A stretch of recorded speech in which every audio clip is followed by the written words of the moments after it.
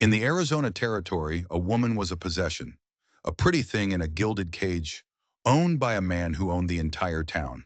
Her name was Eliza Croft, and every night she prayed for an escape she was sure would never come. But destiny in the West doesn't always ride a white horse. Sometimes it comes like a shadow from the mountains, a giant of a man, an Apache warrior who would hear a cry for help no one else could, and answer it with a promise that would burn the territory to the ground. This is their story. The silence in the Croft mansion wasn't just quiet, it was heavy. You could feel it pressing down on you. The kind of silence bought with a silver fortune, the kind that suffocates you one breath at a time. From her window, Eliza watched the sun bleed out over Blackwood Creek. Her husband's town, her husband's mine, her husband's cage, and she, in her silk dress that felt more like a burial shroud, was his most prized possession. Silas Croft wasn't a man who used his fists. His cruelty was quieter, sharper. It was in the cold way his eyes would scan her, like he was calculating her value.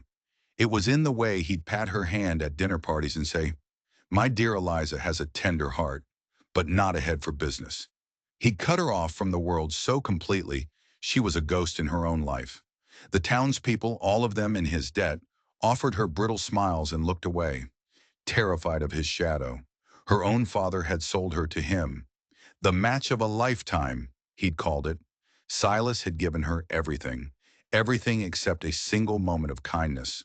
Her life was a performance. She hosted his dinners. She managed his home.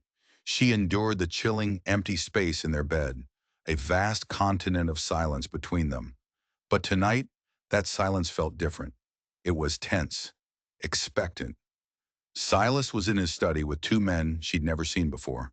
Men with faces like busted rock and guns they wore like an extra limb. Their voices were a low rumble until Silas's cut through the wall, sharp and cold as a razor. The land is worthless without the water. The survey is clear. The spring is right on top of Jackson's homestead. Another voice, rough as gravel, replied, "Old man Jackson is stubborn. Won't sell." A chair scraped the floor. Eliza pressed her ear to the wall, her heart hammering. "Stubborn men can be persuaded," Silas said, a chilling finality in his tone. "Accidents happen. A fire, a rock slide. He has a wife and two young boys. It would be a tragedy." There was a pause. "See that the tragedy occurs before the federal marshal makes his next circuit." The blood drained from Eliza's face. This wasn't business. This was murder. Old man Jackson, a kind soul who always tipped his hat. His wife, who'd given her a jar of spiced peaches. Their two little boys. A spark ignited in the dry tinder of her soul. This was the line, the one she could not watch him cross. Later that night, as Silas slept, his breathing even and untroubled, Eliza moved with a purpose she hadn't felt in years. She dressed in her sturdiest riding clothes, her hands shaking but her will like iron. In the study, her eyes fell on the survey map Silas had been gloating over. It showed the Jackson homestead, the boundary line, and the hidden spring.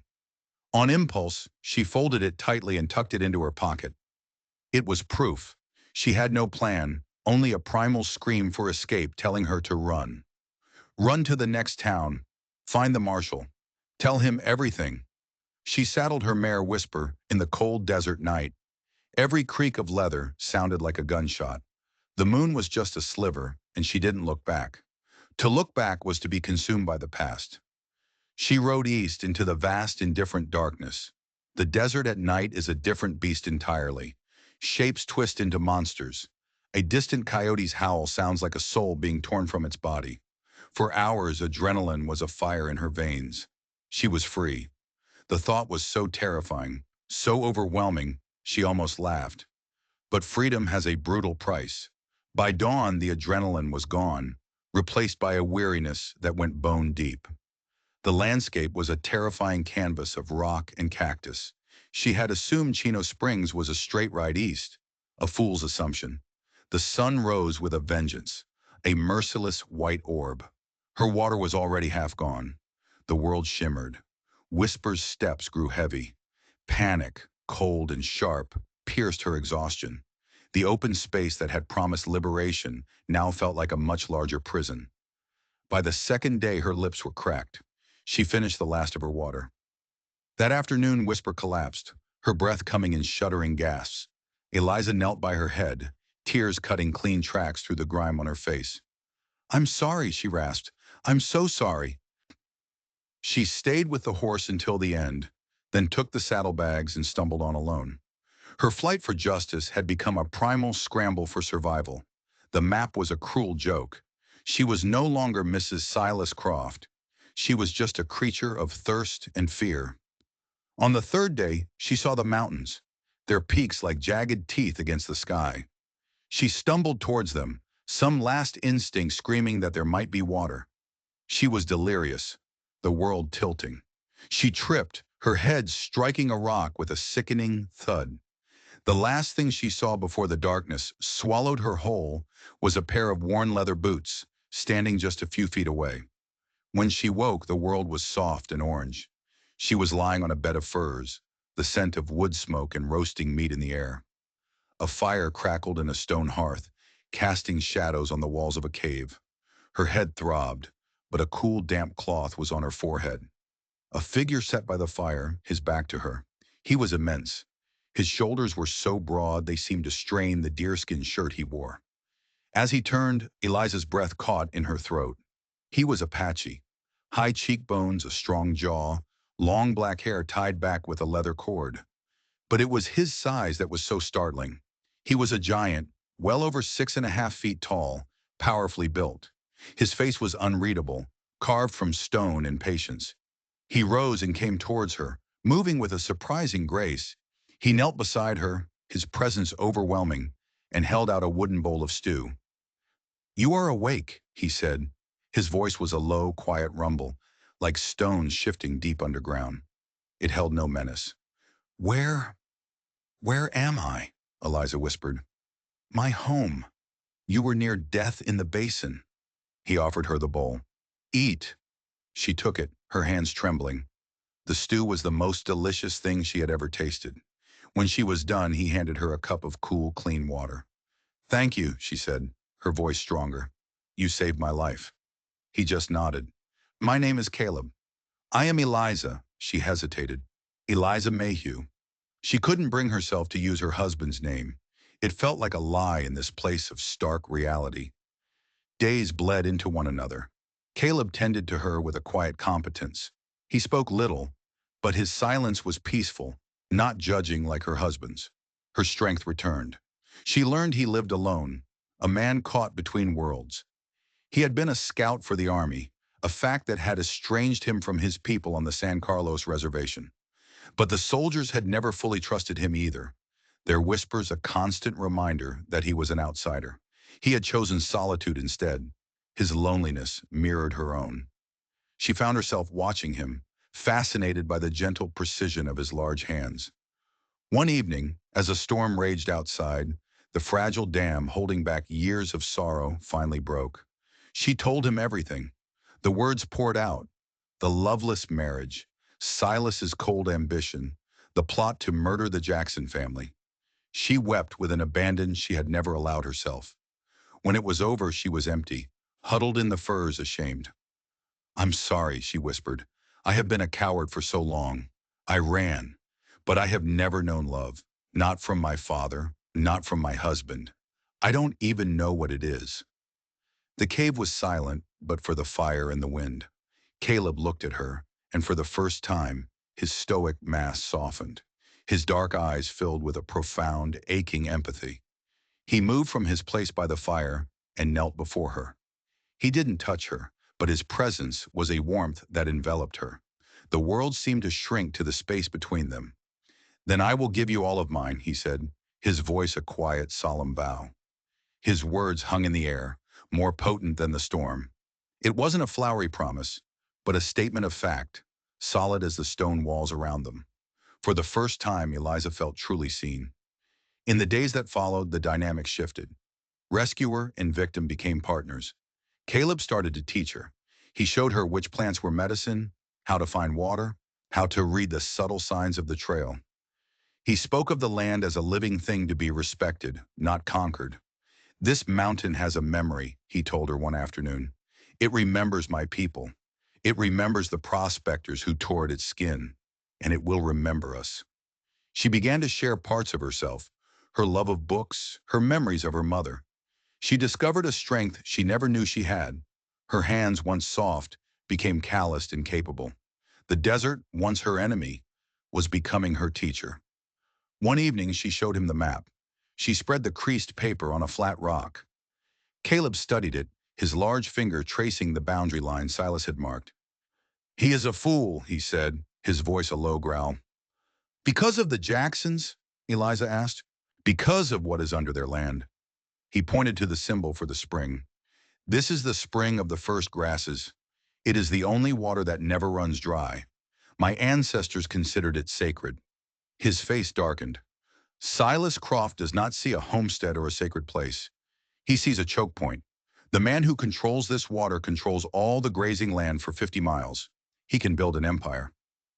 The full scope of Silas's greed was terrifying.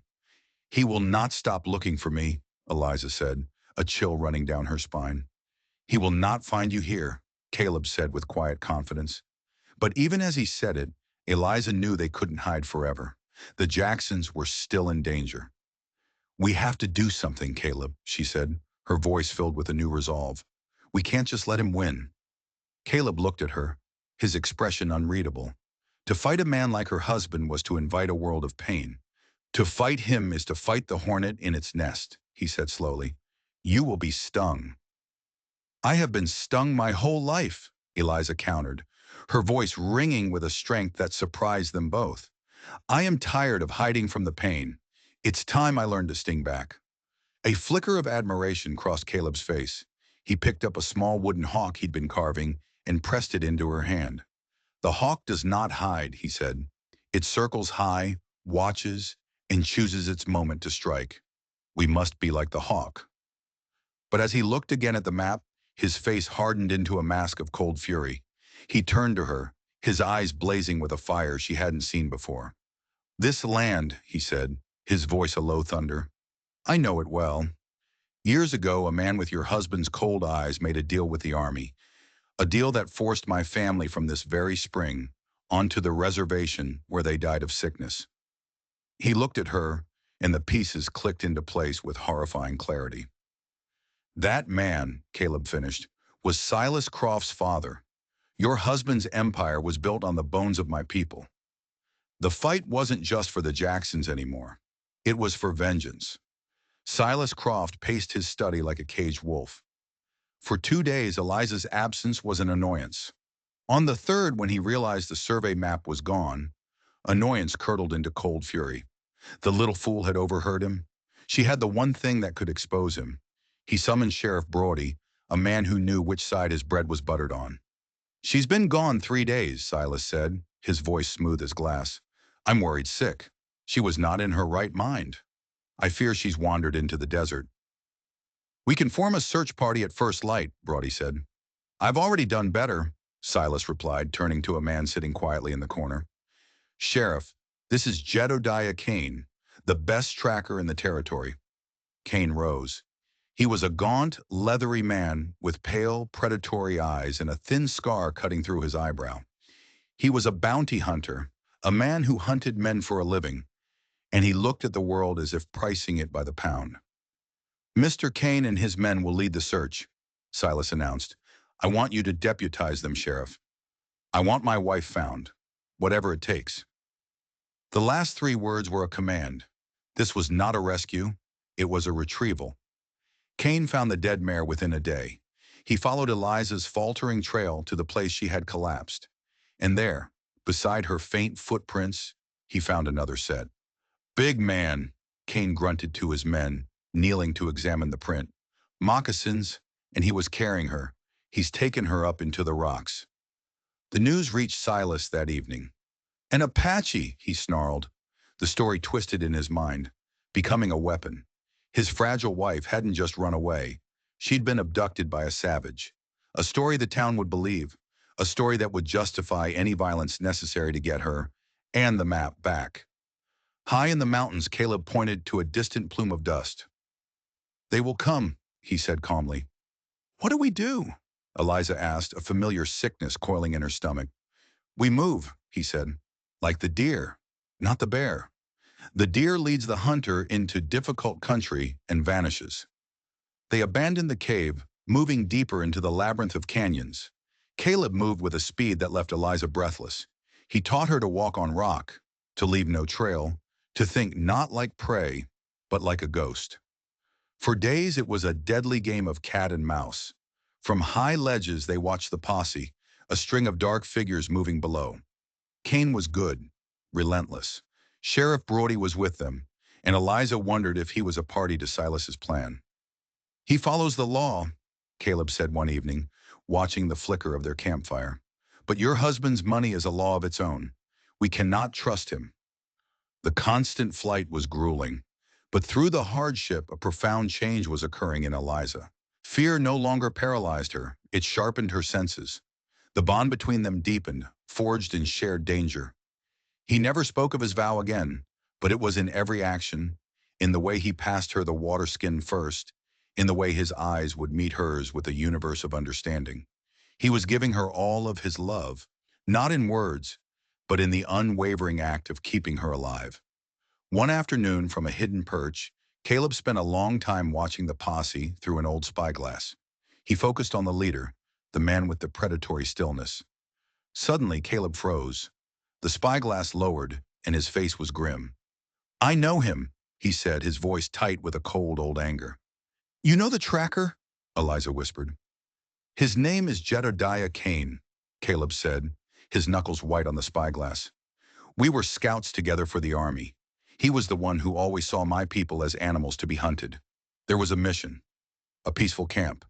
He told the soldiers they were hostile. My cousin was in that camp. Caleb's eyes were distant, filled with ghosts. Cain got a commendation. I left. Now the man who helped destroy my past is hunting our future. The game had changed again. It wasn't just a tracker on their trail. It was a demon from Caleb's past, and he was closing in fast. Cain's party got too close a day later. They were crossing a wide, scree-covered slope when a rifle shot cracked the silence. A chip of rock exploded inches from Eliza's head. Caleb shoved her behind a boulder, pulling his own rifle. Two more shots kicked up dust. They were pinned down. He will try to circle around, get above us, Caleb said, his voice grim. Eliza's heart hammered. The chase was over. But looking at Caleb's face, a fierce, protective instinct surged through her. She remembered a narrow game trail they'd passed, hidden in a dense thicket. Caleb, she said, her voice urgent, the trail below the dead pine. Can we make it? He glanced at her, surprised. Her observation was a critical advantage. It will be close. He fired two quick shots, forcing the hunters to duck. When I tell you to run, do not stop. Do not look back. I will be right behind you. He laid down another volley of fire. Now, Eliza, go! She ran.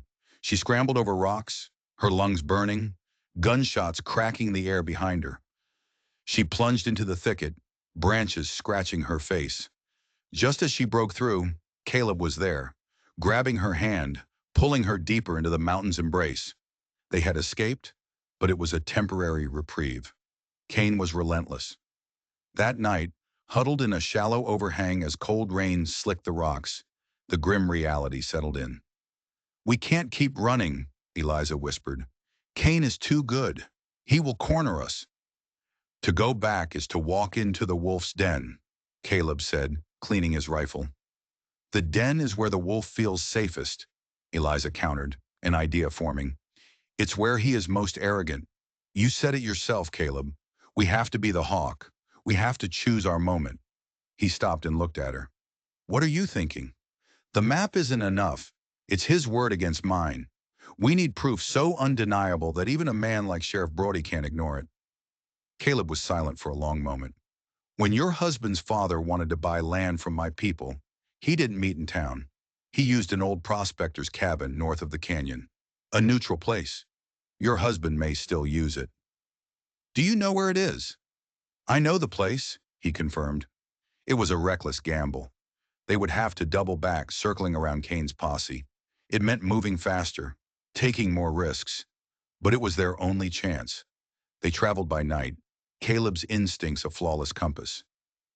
Eliza proved a resolute partner, her fear honing her senses. She spotted one of Cain's scouts before he saw them, allowing them to melt back into the shadows.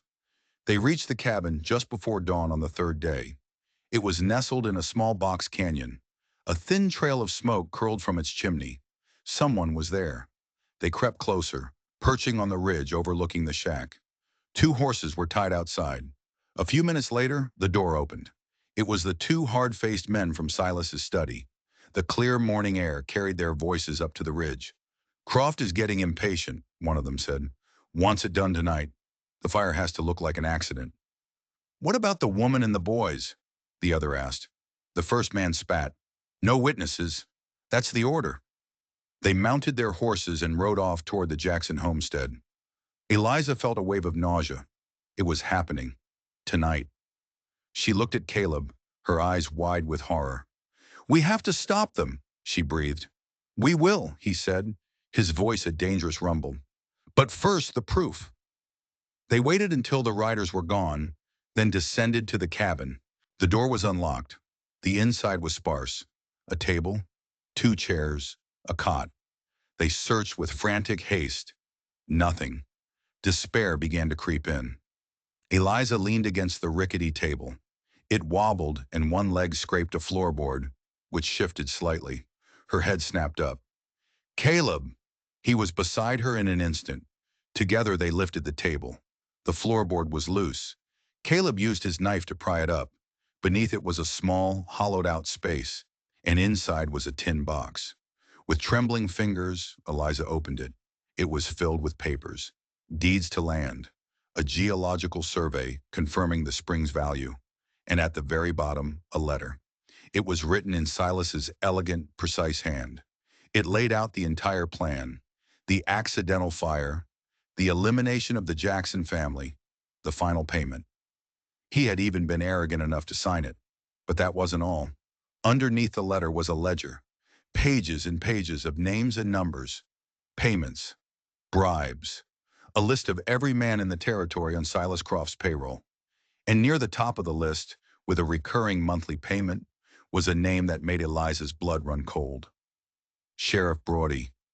Her last hope, the law itself, was not just complicit. He was a paid employee.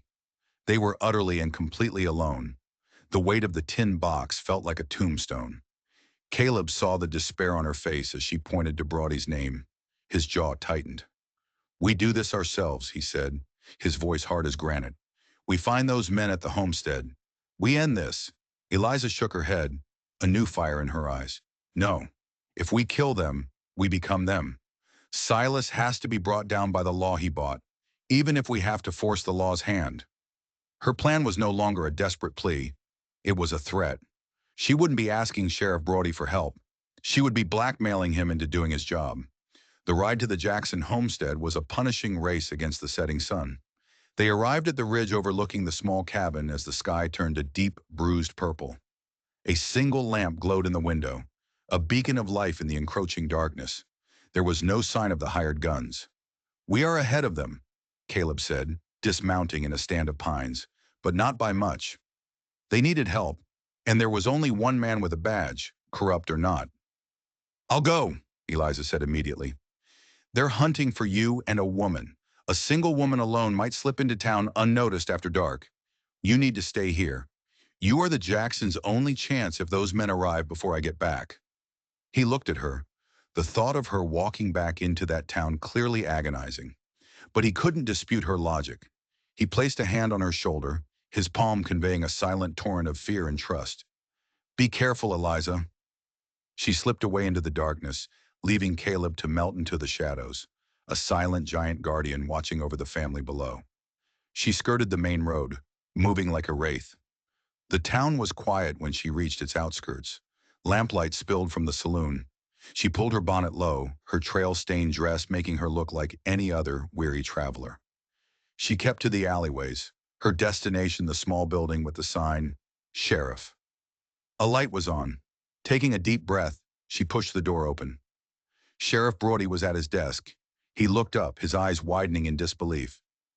"Mrs. Croft," he gasped, rising. Good heavens, we've been searching for you. Are you all right? There's no time, Eliza said, her voice steady.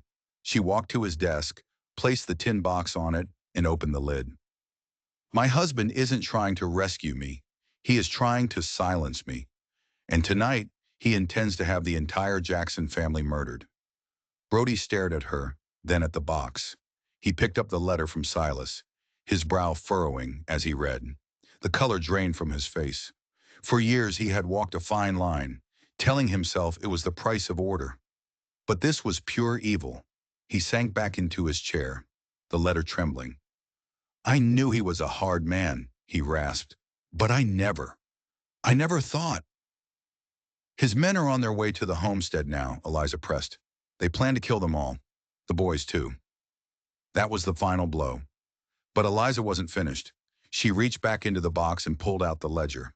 She opened it and placed it on the desk in front of him, her finger pressing down firmly on his name, on the long list of payments he'd received. She didn't plead. She didn't beg. She looked him dead in the eye. You have two choices, Sheriff, she said, her voice quiet but ringing with steel.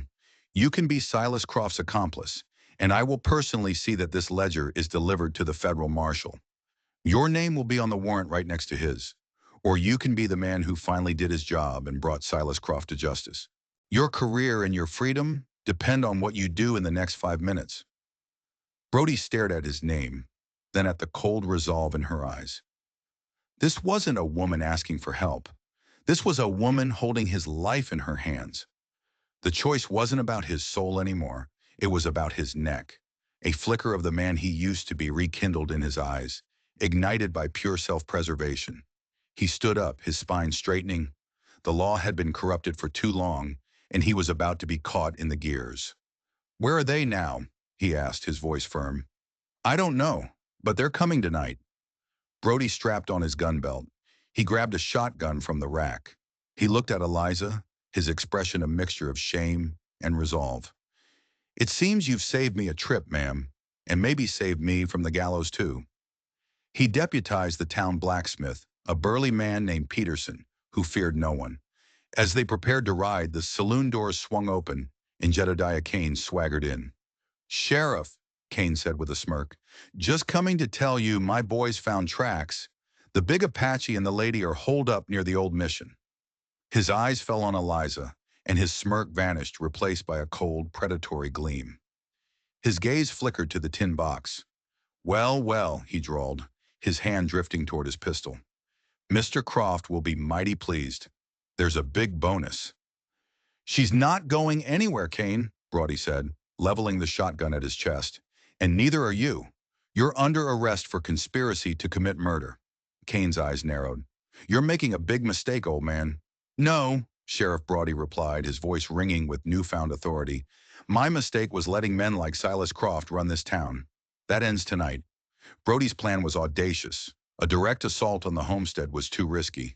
The battle had to be fought here, in town. He sent Peterson the blacksmith riding like the wind, not to fight, but to evacuate the Jacksons and bring them back as living proof. Meanwhile, Brody locked a protesting Kane in a cell and prepared for the wolf to arrive at his door. They didn't wait long. One of Kane's men, seeing his boss hadn't returned, saw the lights on, peered through the window, saw Eliza, and galloped off to alert Silas. Silas Croft arrived with a quiet, menacing confidence, flanked by Kane's remaining men. The town went silent. Doors were bolted. Sheriff Brody, Silas called out, his voice calm. I believe you have my wife. I've come to escort her home. The door opened. Brody stepped out, shotgun at his side. Eliza stood in the doorway behind him, silhouetted by the lamplight. Seeing her there, defiant and unafraid, sent a flash of rage across Silas's face.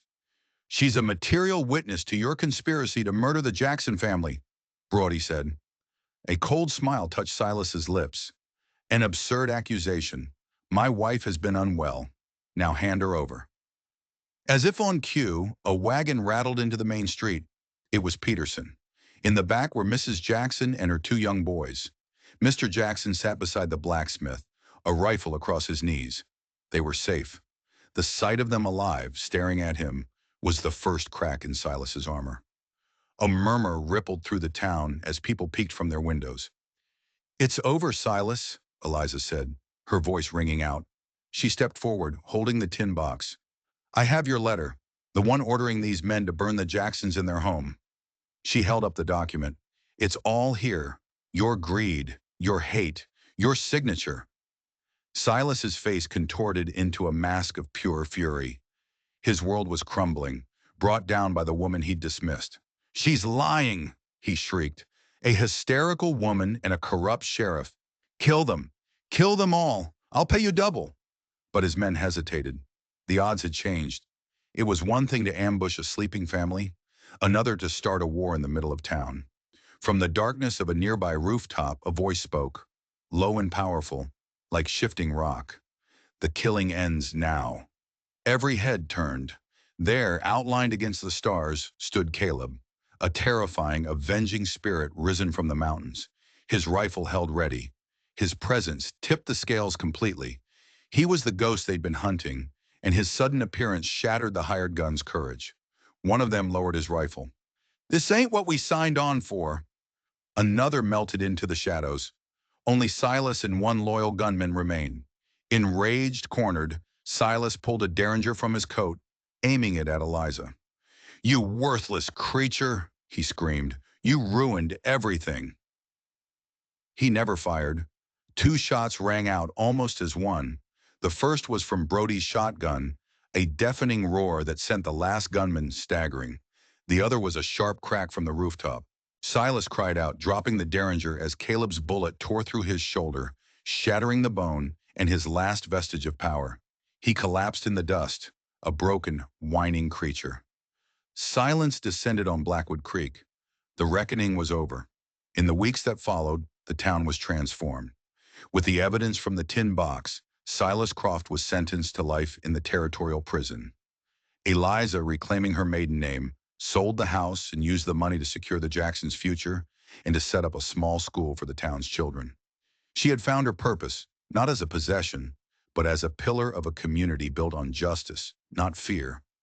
One afternoon, she stood on the porch of the new schoolhouse, watching the sun set behind the mountains that had been her prison and then her sanctuary.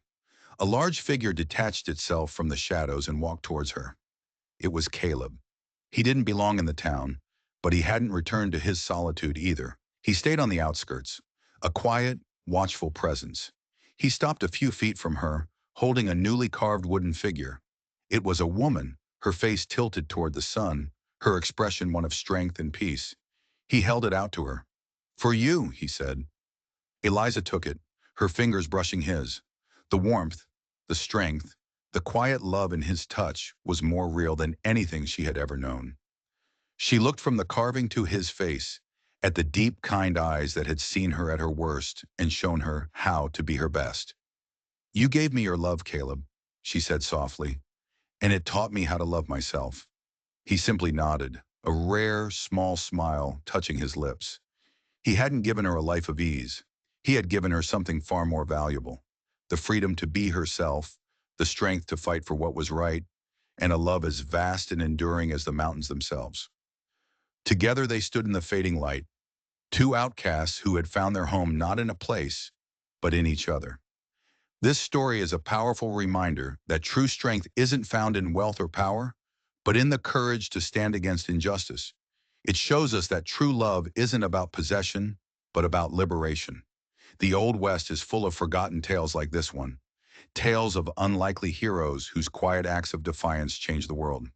If this story of courage, love, and redemption resonated with you, please take a moment to hit that like button and share it with someone who loves a great story. And most importantly, don't forget to subscribe to the channel for more deep dives into the dramatic, untold tales of our past. Thank you for watching.